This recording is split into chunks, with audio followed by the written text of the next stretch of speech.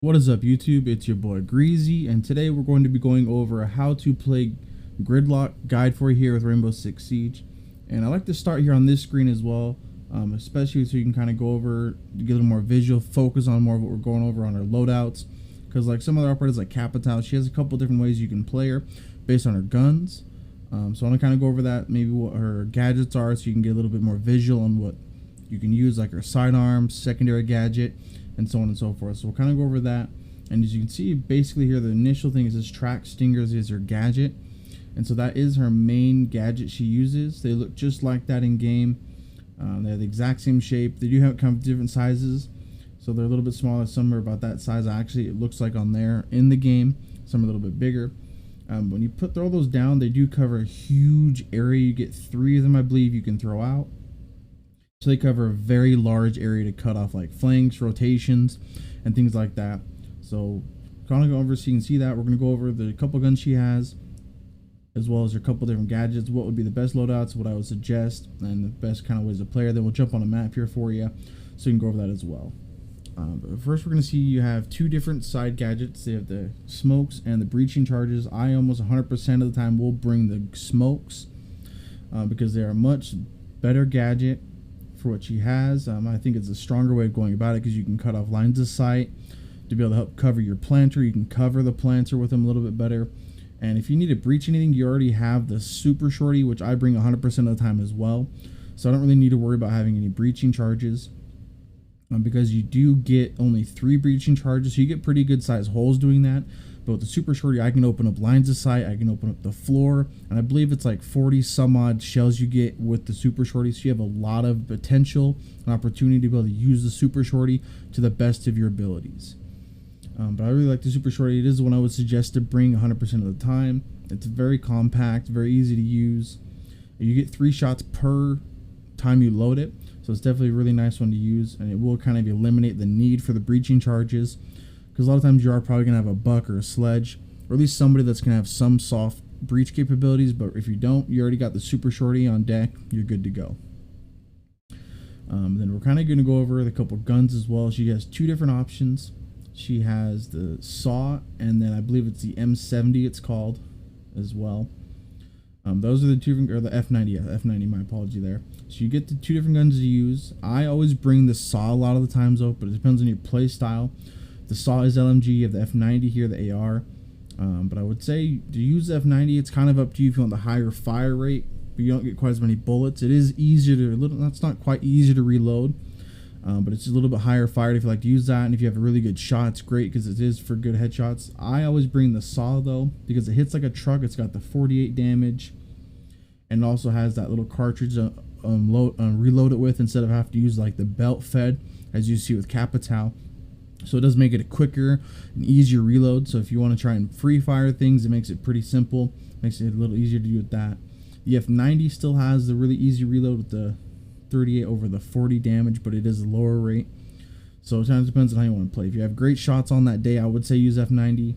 That's what I do a lot of times. If I'm feeling it, I'll put it. But usually I will run the SAW majority of the time because it does hit like a truck. You get 60 bullets. You can pre-fire anything you need to. And it is a quick reload, which is always nice. Instead of have to wait for the LMG, that 7-second reload like with Capital or using the LMG with Fuse. So it's a much better option I feel to use. So I always will throw that on there, make sure you can use it. But kind of up to you. I like to use the compensator almost on all my LMGs because the recoil, especially with the SAW, is a very easy recoil to manage. There's not really a whole lot of vertical. It just kind of has a little bit of side to side. So the compensator really helps eliminate that 100%. Very simple gun, fun gun to use, and you can mow down almost anybody with it. If you are an F90 player though, I like to use it when I'm sitting on like windows or things like that at a long angle. So I'll usually throw the ACOG on if I'm ever going to play it, and then I'll hold back and I can kind of sit there and hold longer angles, get a better fire rate. Because that 780 fire rate is actually kind of nice to have once in a while.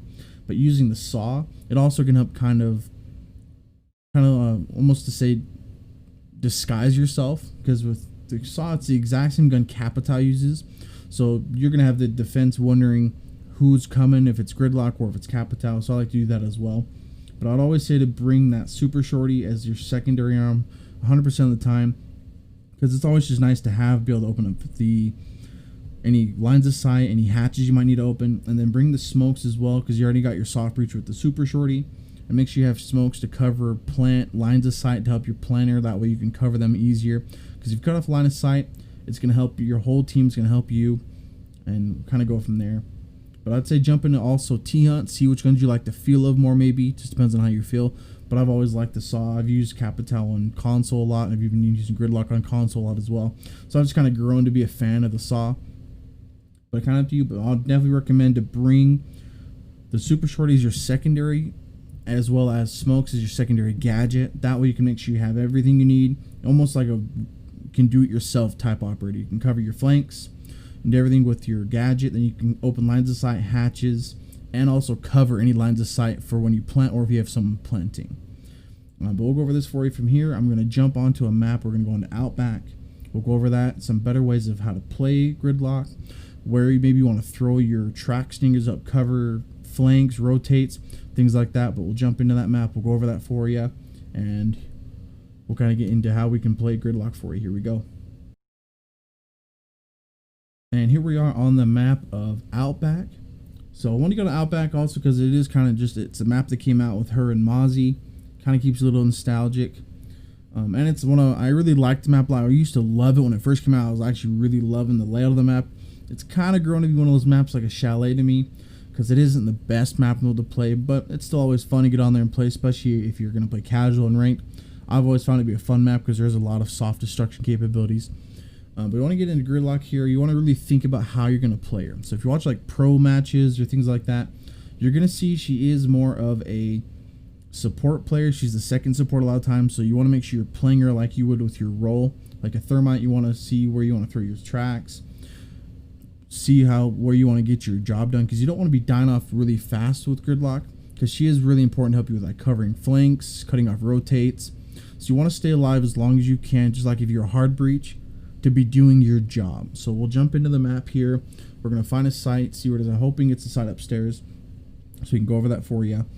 This way we can kind of go over where you want to place them, how you want to play her, the best ways to do it. So when you get up to the site, and once you get into your map, you're going to kind of see where you're at. So we are going to see, I believe the site is upstairs as we get in here.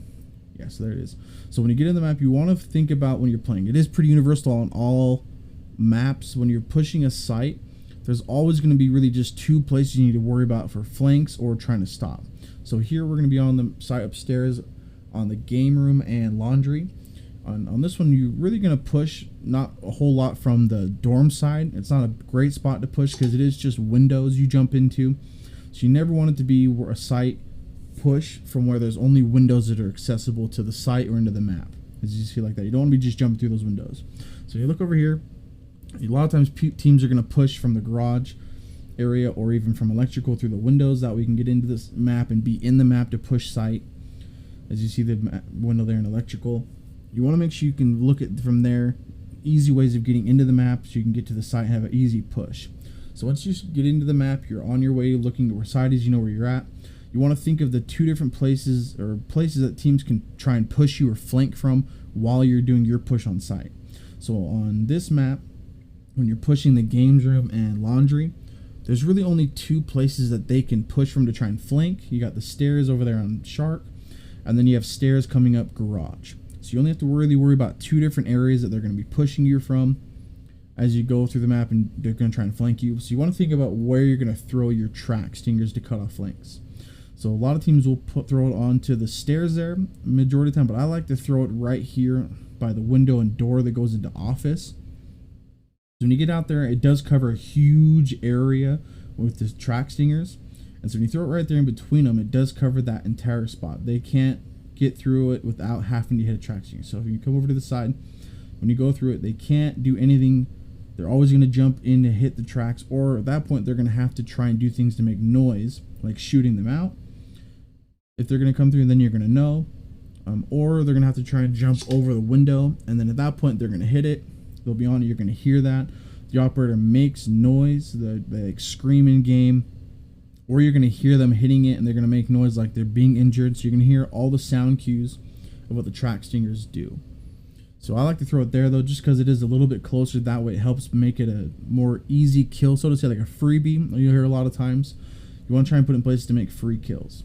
But also they may try to do it, but as a sound cue, because they're either going to have to shoot them out, they're going to have to jump into them, or they're going to try and throw a frag grenade or impact grenade to blow them up. So at that point, you're always going to know there's someone trying to push from over there to get your freebie. And the same thing over here, you have the other spot you want to worry about. I like to throw it kind of towards the top of the stairs, like right here. That way you do get the whole coverage. You have a couple that drop low, or they'll usually cover part of the stairs anyway, and it's going to cover up to the top, so they have to find a way to get through those, or you're going to know when they're pushing that site.